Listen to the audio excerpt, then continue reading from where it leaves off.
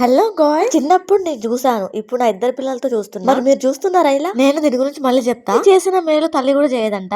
కూర తాలింపులో ఉల్లిగడ్డ వేస్తుంటా. ఉల్లిగడ్డతో కూడా చాలా రెసిపీస్ ఉన్నాయి. కళ్ళ ముందు నిలిచిపోయిన రెసిపీ ఇది. ఉల్లిగడ్డ వెల్లుల్లి కారం చేయబోతున్నాను మా వారి కోసం. నేను నా పిల్లలు ఏం తిన్నా కూడా మా వారికి అమ్మగా ఉండిపెట్టాలని కోరుకుంటా. ఏం వెళ్ళిన మనిషి నైట్ ఎప్పటికో కానీ కనిపిస్తాడు. ఏం తింటాడో ఏమో. కట్టుకున్న భార్యను కాబట్టి కడుపు చూస్తున్నా. వీడియో స్టార్టింగ్ లో ఏరోప్లేన్ కనిపించింది కదా మీకు? వచ్చేది వీడియో తీసిన కానీ కనిపించింది వీడియోలో వచ్చి ఏరోప్లేన్ ని క్యాప్చర్ చేయలేకపోయాను.